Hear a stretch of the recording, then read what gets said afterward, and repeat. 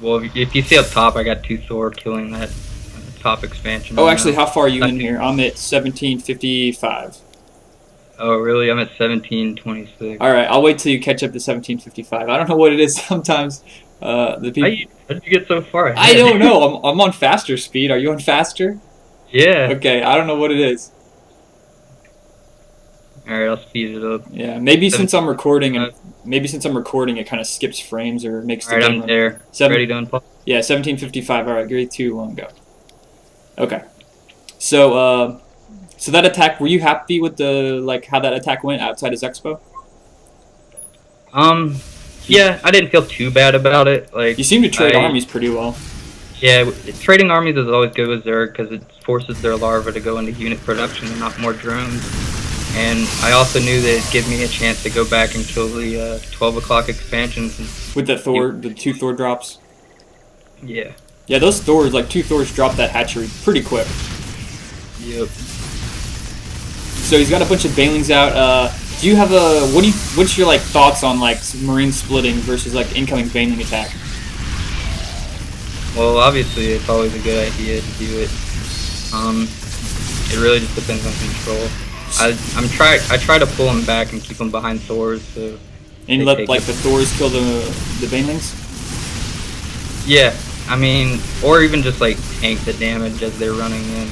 Okay. I mean, Thors are great meat shields. That's one of the reasons I like making so many of them. Making so many Thors? Yeah. Yeah, I've noticed, at least your play style compared to other Terran players, some Terran players like to go like only marine tank and just use the tanks all as the killing the banelings, but you'd like to fill in like with a bunch of more Thors and not as many tanks.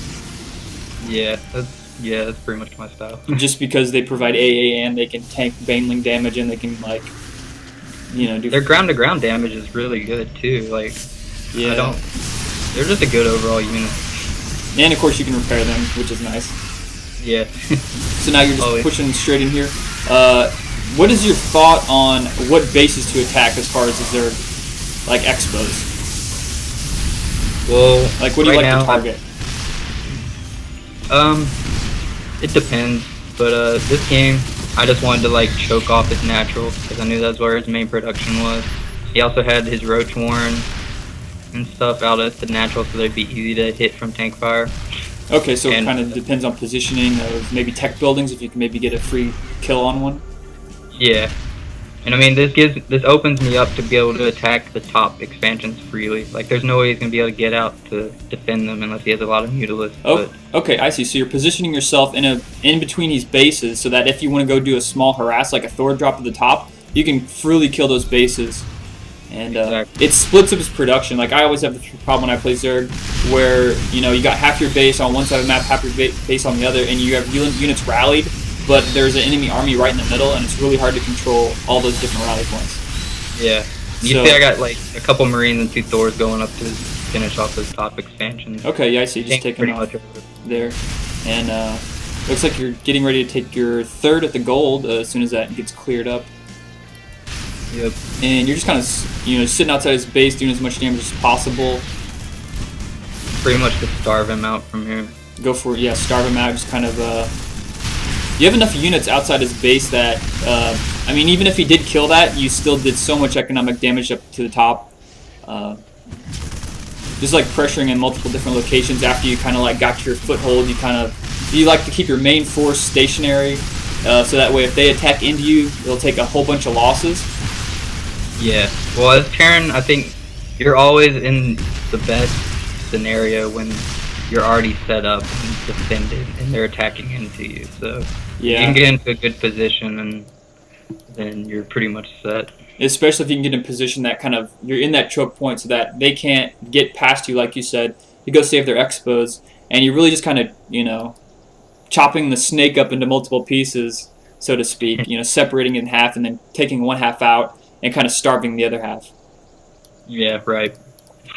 Is this a strategy you like to do on like any type of map, or certain maps better than other maps? What do you mean, the biomech or? Yeah, like this biomech build. Like disregard the drop at the beginning. Is this like your normal TVZ strat? Recently, yeah. I've been going for like strong 2 base timing pushes. Once I can get like 3 barracks up with pretty much 2 factory pumping, mostly Thor with a couple tanks. And I'll get like stim and stuff, and then about 130 supply I'll move out Go and for just it. kind of frog across the map. All right, and trying to pick off expansions as you see whenever there's like an open timing.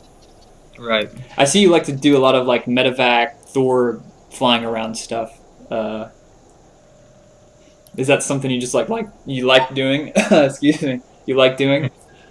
Um, no, I honestly don't do it that often. I just knew that I had that 12 o'clock expansion really low, and I didn't want to dedicate siege tanks to it because I didn't have very many. So I was just like, well, I'll take 2 Thor because they'll kill it really quickly since it's already pretty much at half life. Yeah, And it worked out. that is a good thing about carrying like 2 Thors running 2 medevacs is if Muta come you can just drop it and then the Muta will most likely run away. And 2 Thors can kill a hatchery so much quicker than like 3 siege tanks. Yep. And You don't have to like waste time waiting for them to set up either. yeah, you have to wait. Yeah, waiting for them to siege and then shoot. And if Zerglings come, you have to wait for them to unsiege before you can pick them back up and they can snipe a tank or something like that. So Thors have a lot more versatility in taking out expansions. What else? Not to mention, if you get caught with like mutas out in the open, you can just drop the Thors and at least they'll be able to do damage to them. So what is like the unit composition that a Zerg player that you've seen a Zerg player do that maybe gives you the hardest time against this build you do?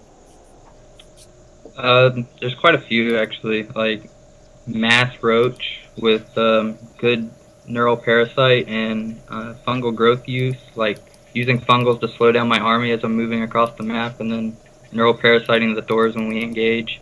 Okay.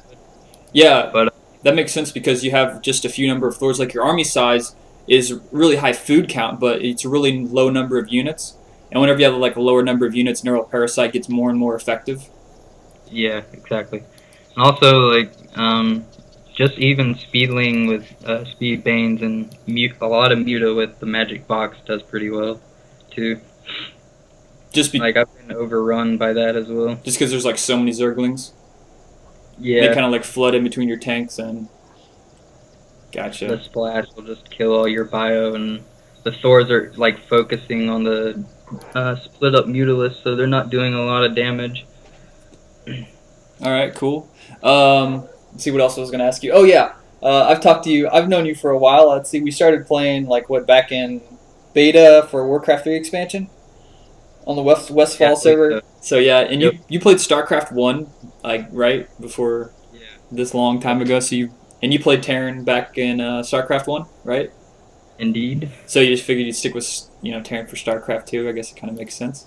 Yeah, they felt the most natural for me to play starting the game. And did you ever like think about maybe playing a different race?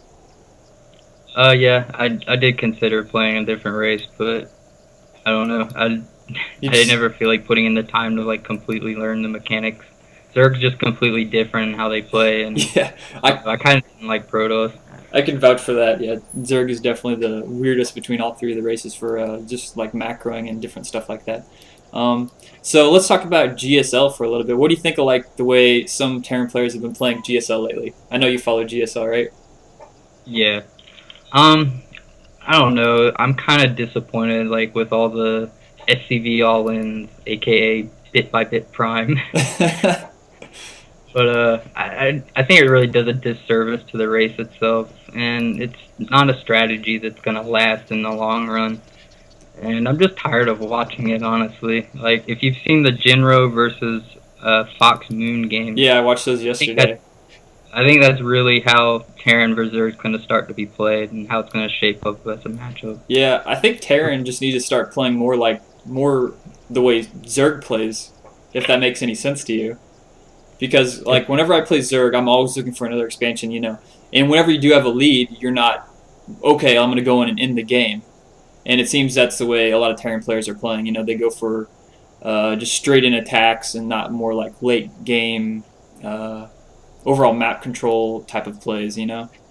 It seems like... Well, I think it's just how this game evolves. Like, it started out in the same way as StarCraft, with people just doing like 1 base or 2 base timing attacks, and the game hadn't really been fleshed out. And as time goes by, that'll change, and people get more comfortable going into the long macro games. So what do you think like a Zerg player could do to defeat those all-ins? The SCVs. Yeah. Well, Fruit Dealer did an amazing job versus Bit by Bit Prime in the following match he played. Or I think it was like round of 16. Yeah, I don't I'm think not, I've seen that match yet. but he pretty much does like the normal bio, pulls every single SCV it has all in, and Fruit Dealer just had like a ton of speedling and pulled like every drone, just held it Yeah, beautifully. that's one thing I've noticed because a lot of these players, like if let's say TVZ, the Terran player goes for one base all in with Marines and all SCVs, and the Zerg player tries to fight it off, but he doesn't pull all his drones. It Yeah, would make sense that if your opponent's pulling all their army and their workers, that you would have to pull your entire army and all your workers to fight it. And I've seen so many yeah, games where Zerg players don't bring their drones to fight, and you're just asking to lose. I mean, if you bring all your drones and he brings all his SCVs, and you each have an equal army, it should be a sort of even fight. You know. right. And I So mean, the Terran, it's a strategy where if it fails, the Terran loses. So I mean, all they have to do is stop that strategy. yeah, and I mean you're closer to your base, so hopefully you should be able to like get back to your base and start mining, even if you hold it off. And Right. yeah, I mean he does have mules still, so that's one. I don't know. It seems like that's like the fallback of Terrans. Like even if they do like maybe not completely win the game, they can maybe fall back on a mule or something like that. Where Zerg they don't have mules, they just kind of have to rely on saving their drones.